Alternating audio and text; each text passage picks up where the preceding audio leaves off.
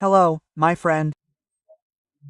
Time for our meeting this Thursday, August 21st, in 1940. My mother was already pregnant with me.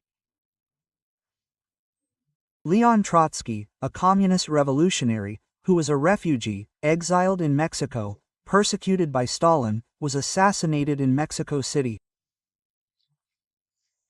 Leon, the mercader, hammered an ice hammer into his head and killed him. Trotsky disagreed with Stalin because of the Soviet bureaucracy, and he preached communist revolution worldwide. Stalin was already limited to the Soviet Union.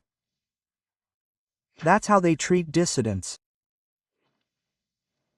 Here in Brazil, we had Trotskyists for a long time, taking power through revolution. In 1968, on August 21st, Soviet Union troops, from the Warsaw Pact, invaded Prague to put an end to the Czech Revolution. The Czech Revolution was an uprising against Soviet communist oppression, against the communist government. Did you know? I read this today in a book called Massacre, which is very good, that when the Germans invaded the Soviet Union, they were well received in the Baltic countries, in Belarus, which is now Putin's ally, in Ukraine. Why? Because they were already fed up with communist oppression. Then it turned out like this, right? The Germans ended up being the oppressors too, right? They're equal. I've already said here that they're equal. These extremist totalitarian regimes are equal, even though ideologically they claim to be adversaries.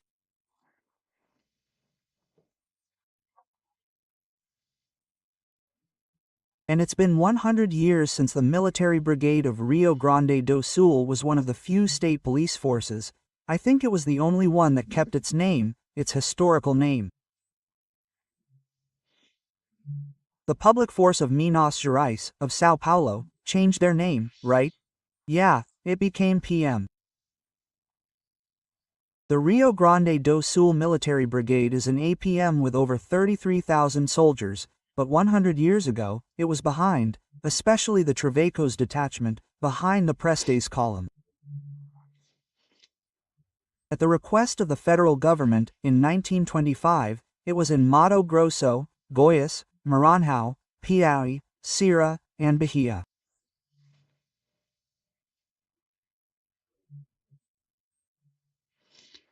Prestes was the one who still attempted a communist revolution in 1937, on November 27.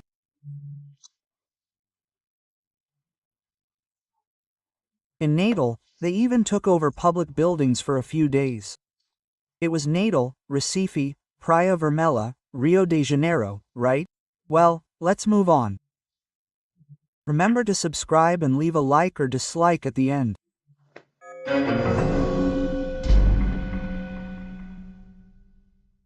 Well, first, an apology.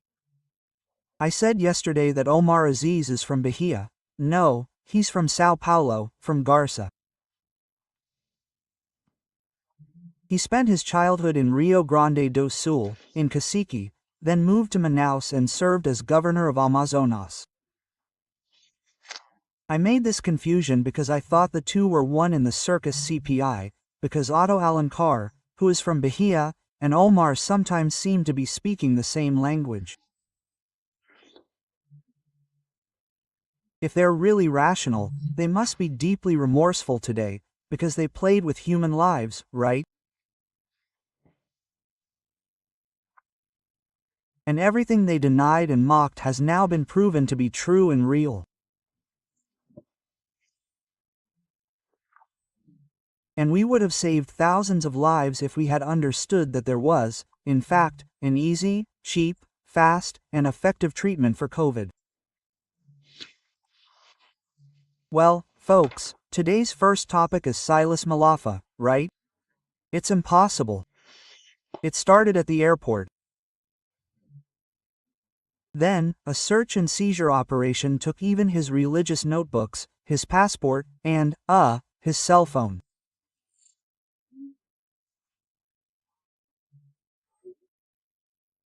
He handed over the password, and immediately conversations between him and Bolsonaro began to surface, despite the constitutional clause, Article 5, Item 12, which states that the confidentiality of telephone confidentiality is inviolable, right?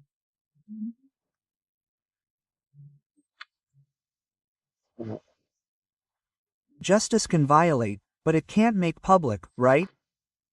There's, for example, a fight between Eduardo Bolsonaro and his father. I confess that, thank God, I never used words like that about my father and mother, right? They're gone now, and my conscience is clear. But it was an internal family issue because of Tarcisio, right? Everyone's seen it, but it seems so petty. It's not even gossip. Gossip is milder, right? This revelation of conversations, even family ones, is a more serious matter, right? Although, as I said, I would never use that language with my parents.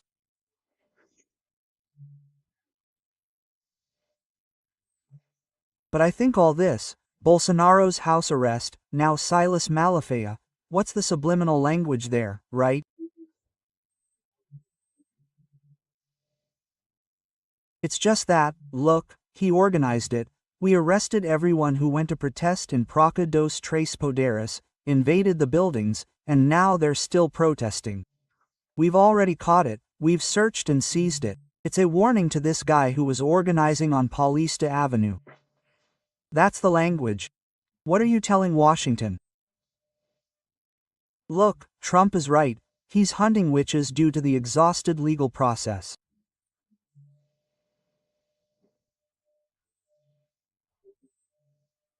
So, warning, they're giving clues, proof, almost evidence.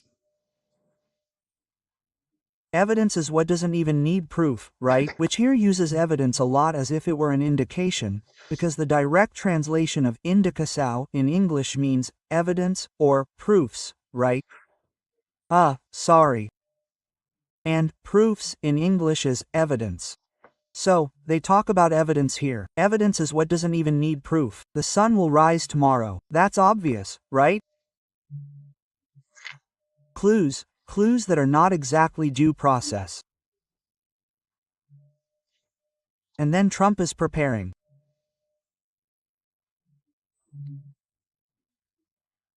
I think the Supreme Court justices themselves are hoping for more Magnisk, because, according to Folha de São Paulo, they talked to bankers, and the bankers recommended, look, it's better to stay with a small credit union, because the big ones have SWIFT, they could be affected, they could lose this international payment system.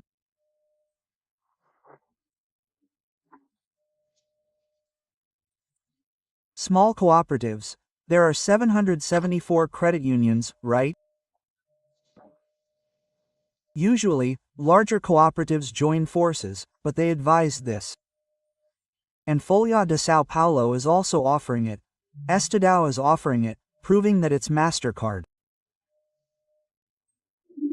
I think MasterCard is also used alongside Visa, but it seems that Minister Moraes had MasterCard, and MasterCard was blocked by Banco do Brasil, which offered a link, which is a card that has, Banco do Brasil, Caixa Econômica, and a private bank, maybe Itaú or Bradesco. I don't remember exactly, I think it's Itaú, but, anyway, the Elon Brazilian card, but this card will be limited. It won't be able to carry out international transactions, right? Anyway, it's a problem whose solution seems to be this suggestion from the bankers.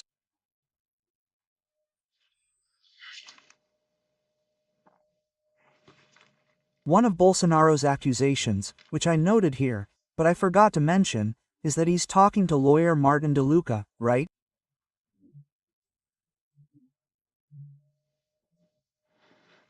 This is being presented as if it were a crime, and the whole conversation, all these things they discovered now, are being presented as if they were crimes. Wait a minute, let's stop and think about where the crime is, what the crime is, right?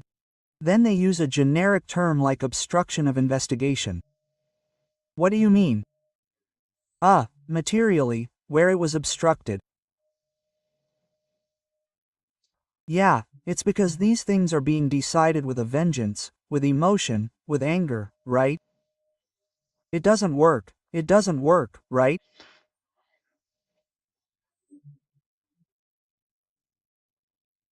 It will reinforce the idea that it's a witch hunt using status politics, and in the end, everything comes down to conversation, opinion, freedom of expression, but it's a good thing. And there's something very important that I haven't mentioned yet. I actually told you here back then, when it became known that Minister Dias Toffoli, who had been a lawyer for the government and the Workers' Party, was asking for all the investigations into the cruel, outright crime, I would say, of stealing from the elderly through Social Security, taking over all the investigations, and then the investigation stopped. Why, right? And now the Attorney General of the Republic, Paulo Gon, is asking President Barroso to hold a lottery to choose the rapporteur and not Minister Dias.